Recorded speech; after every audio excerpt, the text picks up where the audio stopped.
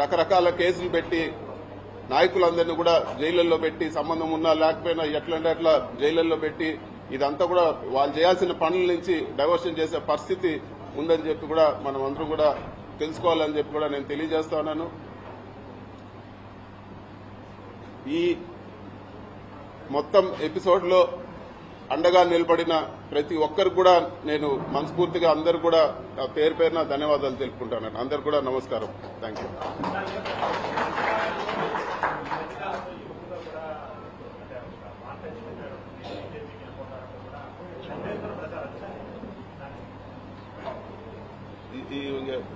దానికి అర్థమే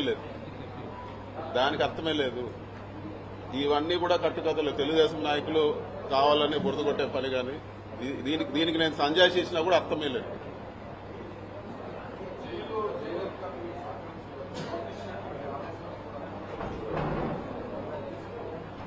మరి ముఖ్యంగా జైల్లో ఎటువంటి పరిస్థితుల్లో పెట్టారంటే ఒక టెర్రరిస్టో తీవ్రవాదిని జైల్లో పెట్టిన పరిస్థితి ఉండింది నాకు. నేను ఉన్నన్ని రోజులు కూడా ఒక పూర్తి బ్లాక్ లో వేరే ఒక మనిషితో మాట్లాడే పరిస్థితి ఉండదు. కేవలం ఎప్పుడైనా ములాఖాతులు, వారానికి వచ్చిన ములాఖాతులు, లేకపోతే ఇంటికి 3 ఫోన్ కాల్ చేసుకోవచ్చు. ఆ 3 ఫోన్ కాల్ తప్పితే ఇంకొక మనిషితో మాట్లాడే పరిస్థితి కూడా ఉండేది కాదు.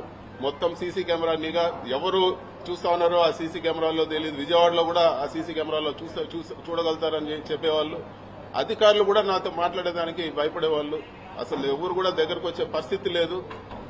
ఒక దారుణమైన పరిస్థితిలో జైల్లో పెట్టడం జరిగింది. ఒక ఏదో టెర్రరిస్టు పక్కన వాళ్ళతో మాట్లాడితే ఏదన్నా ఇబ్బంది వస్తుందనే పరిస్థితులు అక్కడ కల్పించడం జరిగింది. కానీ ఇవన్నీ కూడా ధైర్యంగా ఎదుర్కోవాలని డిసైడ్ అయినాం కాబట్టి ఇవన్నీ కూడా ఏకోసారి కూడా పట్టించుకున్న పరిస్థితి లేదు.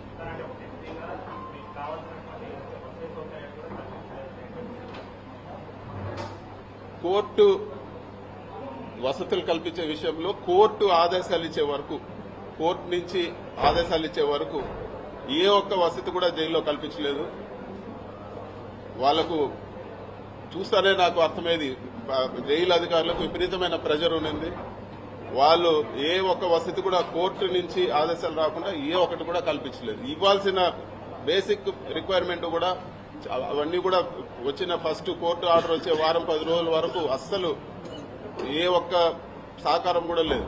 ఇవ్వాల్సిన ఫెసిలిటీస్ కూడా, మిగతా ఖైదీలకు ఇచ్చే ఫెసిలిటీస్ కూడా నాకు ఇవ్వలేదు.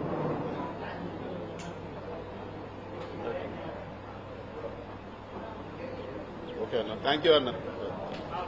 మీరు మాట్లాడుతున్నారు.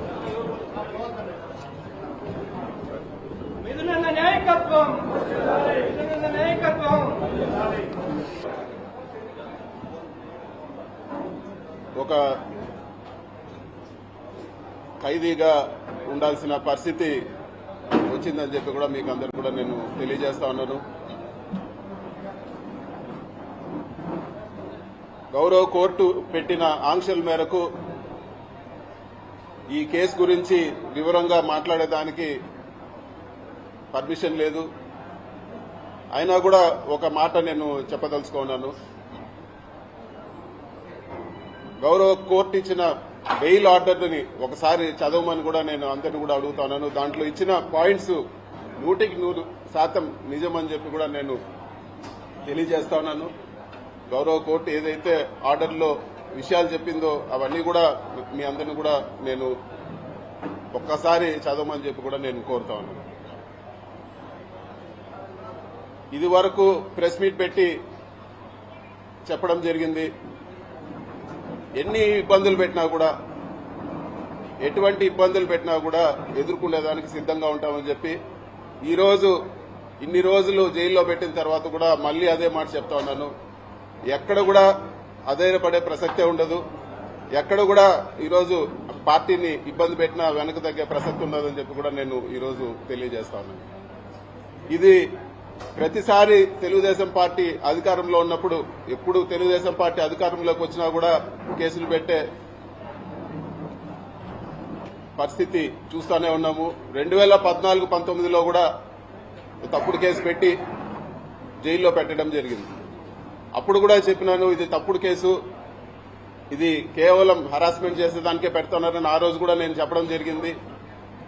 అయినా కూడా అక్రమంగా అరెస్ట్ చేసి నన్ను బిఎం మధుసూదన్ రెడ్డి గారిని, చెవిరెడ్డి భాస్కర్ రెడ్డి గారిని కూడా ఆ రోజు కూడా జైల్లో పెట్టడం జరిగింది. తర్వాత ఎవరైతే కేసు పెట్టించారో అదే వ్యక్తి కోర్టులో వచ్చి చెప్పడం జరిగింది, ఎక్కడ కూడా బలవంతంగా మా దగ్గర పెట్టించారు, వీళ్ళు తప్పు చేయలేదని చెప్పి ఆ కేసు కూడా కొట్టేయడం జరిగింది. అంతేకాదు, అంతకుముందు తెలుగుదేశం అధికారంలో ఉన్నప్పుడు కూడా నేను ఇంజనీరింగ్ కాలేజీలో చదివేటప్పుడు కూడా నా జీవితంలో మొట్టమొదటి కేసు పెట్టింది తెలుగుదేశం ప్రభుత్వం. తెలుగుదేశం ప్రభుత్వం ఎప్పుడున్నా కూడా ఇటువంటి హరాస్మెంట్ చూస్తూనే ఉన్నాము. ముఖ్యంగా ఈ జైల్లో ఉన్నన్ని రోజులు కూడా ఈ కష్టకాలంలో అండగా నిలబడిన మా పార్టీ అధ్యక్షులు జగన్మోహన్ రెడ్డి గారికి, అదేవిధంగా మా పార్టీ గౌరవ పెద్దలకు, మా పార్టీ క్యాడర్కి అందరూ కూడా వెన్నంటుండి సపోర్ట్గా ఉన్న ప్రతి అందరికి కూడా మనస్ఫూర్తిగా నేను ధన్యవాదాలు తెలియజేస్తా ఉన్నాను. ఈ కేసు పెట్టి సాధించింది ఏమీ లేదు, ఒక పైశాచిక ఆనందం పొందడం తప్పితే, అదేవిధంగా మా తల్లిదండ్రుల్ని మానసికంగా వేధించడం ఒకటి సాధించినారు తప్పితే ఈ కేసు వల్ల సాధించింది ఏమీ లేదు. కోర్టు నుంచి